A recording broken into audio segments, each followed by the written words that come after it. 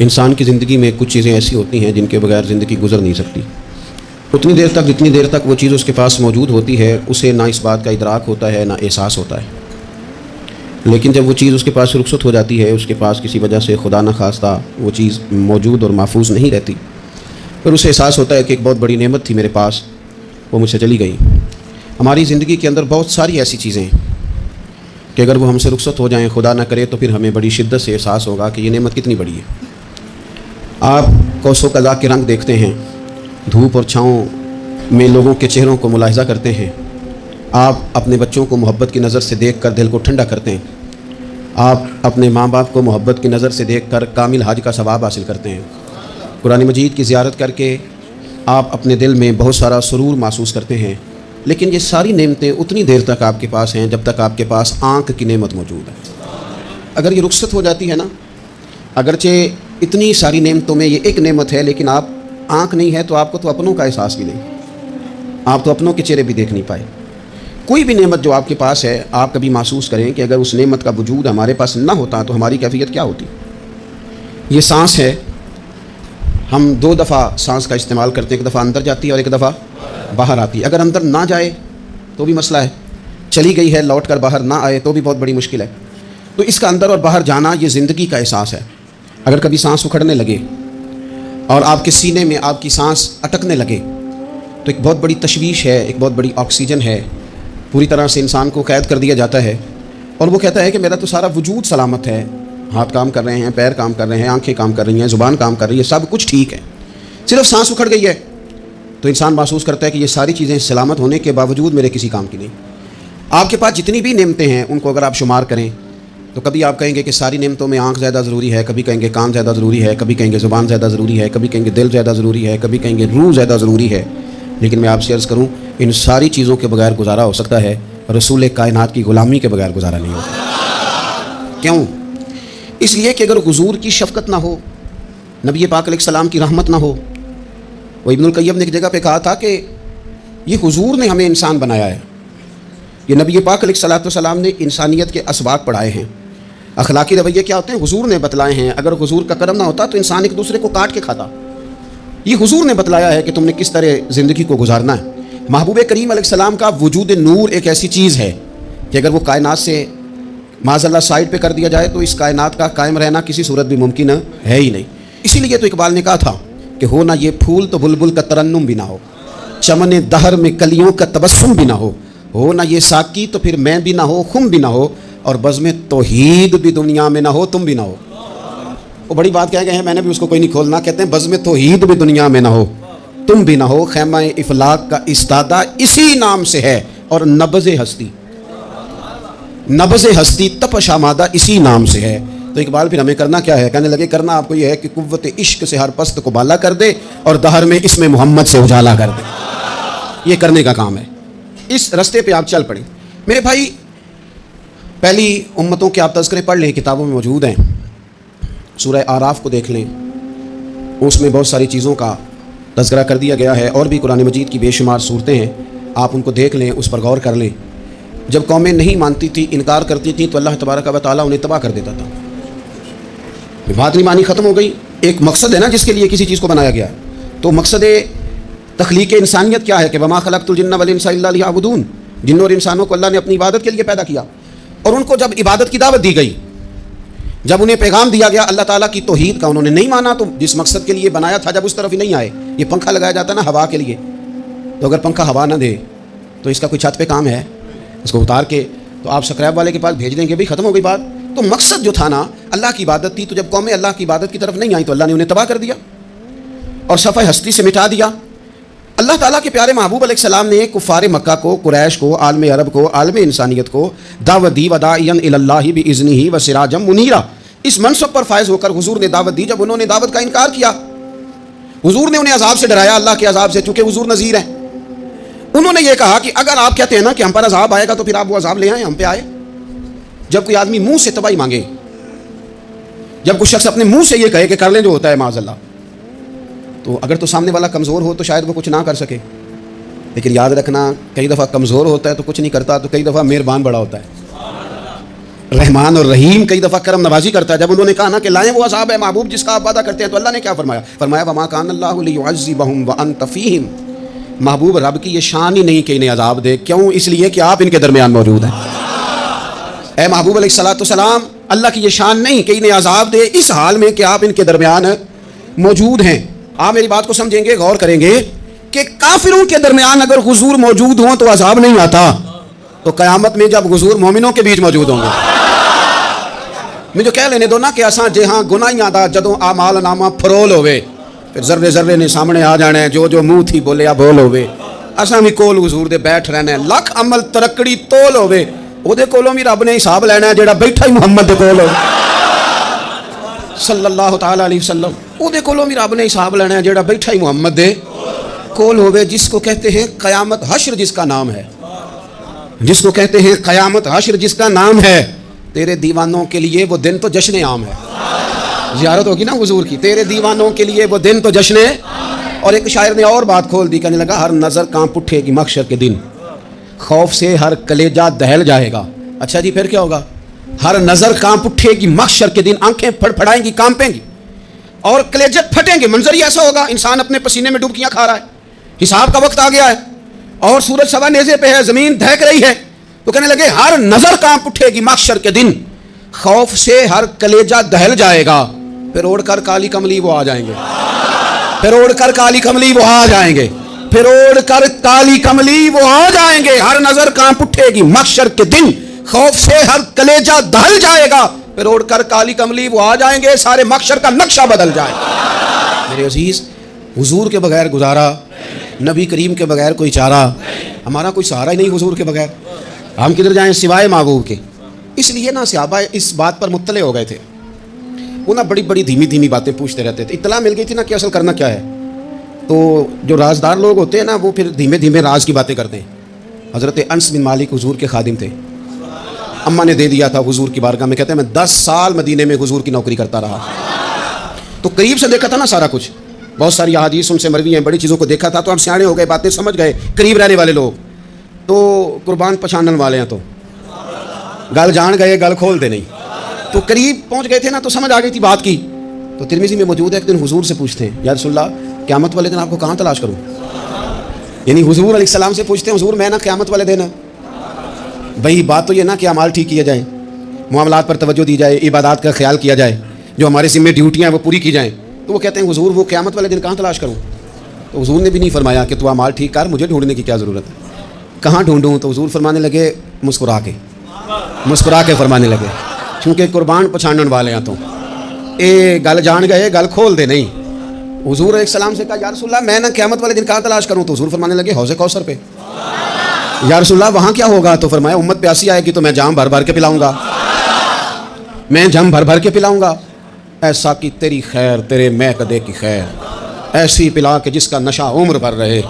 اور ایک نے کہا تھا کہ طیبہ سے منگائی جاتی ہے, سینوں میں رچائی جاتی ہے, توحید کی میں پیالوں سے نہیں نظروں سے پلائی جاتی ہے. حضور صلی اللہ علیہ وسلم نے فرمایا حوض کوثر پہ بھی جام پلائیں گے. سیانے بڑے تھے حضرت انس, اور بھلا ہمارا کر رہے تھے.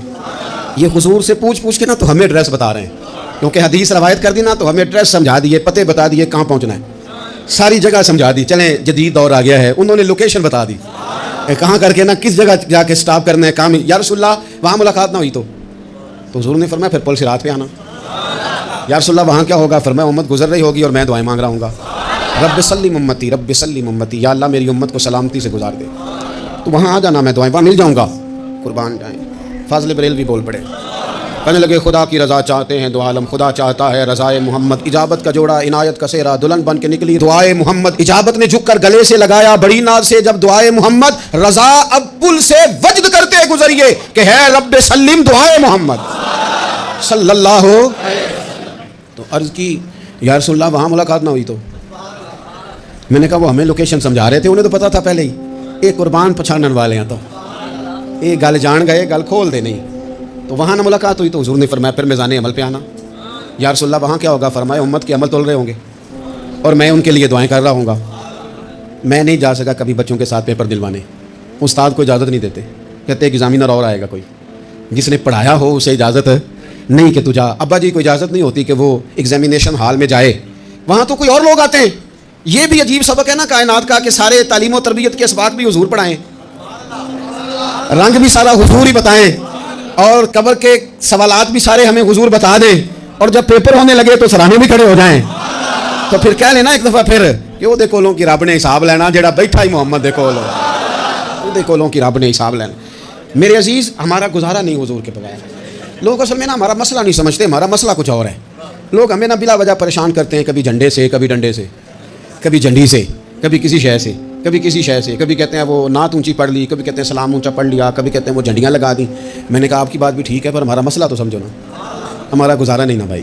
جو کسی دا عاشق ہوئے وہ گل لو سے دی 100 مکر بہانے کر کے۔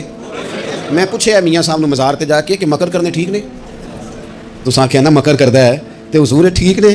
تو مینوں لگتا ہے کہ پولا جان دے سے پے کہ سونا راضی کرنا ہوئے تو مڑ ٹھیک نے۔ حضور نے ایک دن کہا تھا، حضرت ابو سعید خدری نے کہا یا رسول اللہ، آپ قرآن پاک کی تلاوت کر رہے تھے، قرآن پاک بڑا سونا پڑھتے تھے نا، تو نبی کریم نے سن لیا، اب کیا کریں، دلیل دیں گے تو بات مضبوط ہو جائے گی۔ حضور نے سن لیا تو بعد میں فرمایا ابو سعید تو بڑا سونا قرآن پڑھتا ہے، رب کے علاوہ کسی کو دکھا کے عبادت کرنی جائز ہے؟ حضرت ابو سعید خدری کہنے لگے سن رہے ہیں، مجھے پتہ نہیں تھا آپ سن رہے ہیں، ورنہ میں نے تو اور بنا بنا کے پڑھنا تھا۔ اب تو مان جاؤ نا، جو کسی دا عاشق ہوے گل اسے دی کرد ہے 100 مکر بہانے کر کے، 100 مکر بہانے کر کے او دے مرنے مرتا ہے۔ میرے عزیز، ہماری مجبوری ہے، لوگ اس بات کو سمجھتے نہیں، ہماری مجبوری ہے، حضور کا ملاد ضروری ہے۔ لوگ سمجھتے نہیں بات کو، اس لیے بلا وجہ رٹا ڈال کے بیٹھتے ہیں۔ بھئی ہم نے تو کوئی رٹا ڈالنا نہیں، نہ سیاست کا، نہ دولت کا، نہ اقتدار کا، نہ کسی اور چیز کا۔ سیاست دے جھگڑے اساں چھوڑ دیتے، یہ تو محبت دا جھگڑا ہے، یہ چھڑا کوئی نہیں سکتا۔ تو میرے عزیز، ہمارا حضور کے بغیر گزارا، اور نبی پاک علیہ السلام کے بارے میں رب فرماتا ہے وَلَسَوْفَ يُعْطِيكَ رَبُّكَ فَتَرْضَىٰ، محبوب میں آپ کو اتنا دوں گا کہ آپ اپنے رب سے راضی ہو جائیں گے۔ کیا کروں میں؟ اب یہ آیت اتنی شاندار ہے۔ حضرت امام زین العابدین رضی اللہ تعالیٰ عنہ سے کسی بندے نے کہا قرآن پاک میں سب سے زیادہ امید والی آیت کون سی ہے؟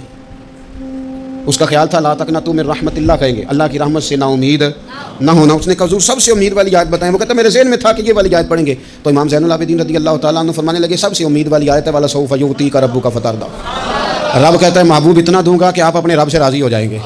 آیت نازل ہو گئی تو حضور پتہ کیا فرماتے ہیں صحابہ سے؟ فرماتے ہیں رب کہتا ہے حبیب تجھے راضی کرنا ہے، اور جب تک میرے سارے غلام جنت میں گئے نہ، میں نے اللہ سے راضی ہونا ہی نہیں، میں نہیں راضی ہوتا اللہ سے۔ سارے جائیں گے تو تب تو میں تو کہتا ہی رہوں گا نا قربان پچھانن والے آتا، او گل جان گئے پر گل کھول دے، وہ گل کھول دے نہیں۔ پتہ چل گیا بات کا، حضور کے بغیر گزارا، حضور کے بغیر کوئی چارہ ہی نہیں۔ اور خود حضور کیا فرماتے ہیں، یہ سنن ابن ماجہ ہے، میرے رسول پاک صلی اللہ تعالیٰ علیہ وسلم ارشاد فرماتے ہیں، حدیث کے راوی حضرت ابو موسیٰ اشعری رضی اللہ تعالیٰ عنہ، حضور فرماتے ہیں کہ اللہ نے مجھے اختیار دیا۔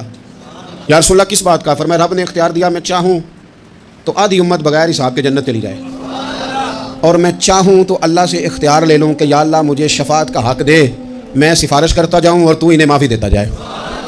یہ مجھے اختیار دیا اللہ تعالیٰ نے۔ تو حضور کیا فرماتے ہیں؟ فرماتے ہیں وہ آدھی امت والا سودا نہیں میں نے قبول کیا، میں نے نہ شفاعت لی ہے، کیونکہ یہ عام تر ہے اور یہ کفایت کرنے والی ہے، یہ عام بھی ہے اور کفایت کرنے والی بھی ہے۔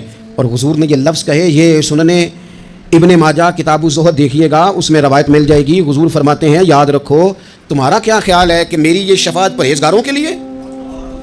خود جملہ استفہامیہ سے بات کرتے ہیں، تمہارا کیا خیال ہے کہ میری یہ شفاعت جو قیامت میں سفارش کروں گا تو پرہیزگاروں کی کروں گا؟ حضور فرماتے ہیں نہیں، میں قیامت میں گناہ گاروں کی سفارش کروں گا، میں گناہ گاروں کی سفارش کروں گا، گناہ گاروں کے لیے عرض کروں گا اللہ کی بارگاہ میں۔ کچھ دن پہلے میں کہیں پڑھ رہا تھا، کسی کا مضمون اس نے تشبیہ کس طرح کی دی ہے مجھے پتہ نہیں، لیکن لکھ دی بات، کہنے لگے ایک وکیل ہوتا ہے، ایک شفیع ہوتا ہے، ایک وکیل ہوتا ہے، ایک حضور وکیل نہیں ہمارے، حضور ہمارے شفیع ہیں، شفاعت کرنے والے ہیں۔ وکیل یہ کہتا ہے جج صاحب سے کہ یہ جس کا میں وکیل ہوں نا، اس نے نا غلطی کوئی نہیں کی، اسے معاف کر دیں۔ وکیل یوں بحث کرتا ہے، کہتا ہے اس نے کیا ہی نہیں، جرم معاف کریں۔ اور جو شفیع ہوتا ہے نا، وہ کہتا ہے مالک اس نے سارے کیے، تو میرے آنے کی لاج رکھ اور اسے معاف کر دے۔ یہ وکیل اور شفیع کا یہ فرق ہوتا ہے کہ شفیع کہتا ہے سونے سارے کیے ہیں، بڑے بڑے پاپ کیے ہیں، پر میں جو آ گیا ہوں تو مہربانی کرنا معافی دے دے۔ میرے عزیز، حضور کے بغیر کہیں بھی گزارا نہیں ہے۔ ہم نے نا جب یہ بات سمجھ لی، اور پتہ ہے نبی کریم صلی اللہ علیہ وسلم نے آگے بڑھ کے خود بھی کئی مقامات پر اس بات کو کھول کر مختلف انداز میں بیان کیا۔ حضرت عبداللہ ابن عباس رضی اللہ تعالیٰ عنہ کی روایت آپ دیکھ لیں، یہ آپ کو مستدرک میں ملے گی۔ حضور صلی اللہ علیہ وسلم فرماتے ہیں قیامت کے دن اللہ تعالیٰ انبیاء کے لیے نور کے ممبر بچھائے گا، ہر نبی ممبر پہ بیٹھ جائے گا، ہر پیغمبر علیہ السلام اپنے ممبر پہ جلوہ فروز ہو جائیں گے، ہر پیغمبر۔ لیکن حضور فرماتے ہیں میرا ممبر خالی ہوگا۔ یا رسول اللہ صلی اللہ تعالیٰ علیہ وسلم آپ کا ممبر کیوں خالی ہوگا؟ हुजूर फरमाते हैं मैं मिंबर छोड़ के रब की बारगाह में खड़ा हो जाऊँगा और इस डर से खड़ा हो जाऊँगा कहीं ऐसा ना हो कि मैं जन्नत में चला जाऊँ और मेरी उम्मत रह जाए। मैं अपनी उम्मत की सिफारिश करूँगा, रब मेरी उम्मत की सिफारिश कबूल करेगा। फरमाते हैं मैं इतनी सिफारिश करूँगा कि जहन्नुम का दरोगा मुझसे कहेगा क्या महबूब कमाल हो गई, आपने तो अपना कोई गुलाम दोज़ख में रहने नहीं दिया, सारे आपने निकाल दिए। किसी शायर ने बड़ी खूब बात की थी, उसने कहा था कि याद रखो क़यामत का जो दिन है ना, ये क़यामत का दिन दरअसल हमारा वक्त होगा ख़ास, जब हम नबी पाक सल्लल्लाहु अलैहि वसल्लम की बारगाह में जाएंगे तो हमें समझ आ जाएगी कि दुनिया में हमने कई दोस्तियाँ लगाई थी पर झूठी लगा बैठे।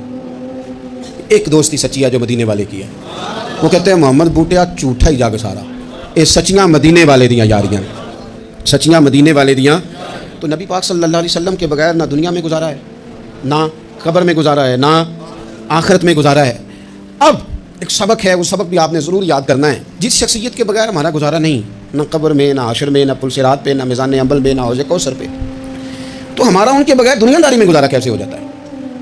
हमारा तजारत भी हुजूर से सीखे, घरदारी भी हुजूर से सीखे, शादी ब्याह के तरीके भी हुजूर से सीखें। जब गुजारा नहीं हुजूर के बगैर तो फिर ज़िंदगी के सारे सलीके हुजूर से सीखें। फिर इधर उधर जाने की ज़रूरत है, हुजूर की सीरत को पढ़ें, सवाने को पढ़ें, हयात मुबारका का मुताला करें। ये जो हम मिलाद का जुलूस लेके निकलते हैं ना, जब हमने ना बहुत सारी चीज़ों को सती सा समझ लेते हैं माज़अल्लाह बाज़ौक़ात। ये जब हम मैदान में निकलते हैं ना, मिलाद के जुलूस में हुजूर के नाम का नारा लगाते हैं, तो हम ना ललकारते हैं उस निज़ाम को जो निज़ाम हुजूर से पहले था। अमीर गरीब की तकसीम थी, ज़ात बरादरी की तकसीम थी, छोटे बड़े की तकसीम थी, गोरे काले की तकसीम थी। हम जब मैदान में निकल के नारा लगाते हैं तो हम उस निज़ाम को ललकारते हैं। हम कहते हैं वो निज़ाम नहीं चलेगा, अब हुजूर का मिलाद हो गया है। अब निज़ाम वो है कि जिस प्लेट में अबू बकर सिद्दीक खाना खाएंगे उसी में बिलाल हबशी भी खाएंगे। अब निज़ाम वो है कि अगर गरीब आदमी जुर्म करेगा तो सज़ा मिलेगी, तो अगर गवर्नर का बेटा जुर्म करेगा तो सज़ा उसे भी मिलेगी। अब हुजूर का निज़ाम आ गया, हम उस निज़ाम की तरफ बढ़ते हैं। अपने आप को हुजूर के कदमों की तरफ माइल करें। मिलाद सिर्फ यकम से 12 रबीउल अव्वल तक नहीं, मिलाद सारा साल है, ज़िक्र मिलाद सारा साल है, मिलाद की महफ़िल सारा। और मिलाद सिर्फ मस्जिद में नहीं, घर में भी ज़िक्र मिलाद, दुकान में भी ज़िक्र मिलाद। ज़िक्र मिलाद से मुराद हुजूर की तारीफ़ें, नबी पाक की शानें, हुजूर की बातें। आ मेरे दिल आमिना के लाल की बातें करें, चेहराए वशम्स के इजलाल की बातें करें, अपनी तबीयतें हुजूर के साथ लगाएं, अपने आप को हुजूर के कदमों से वाबस्ता करें और इश्क करें नबी पाक से।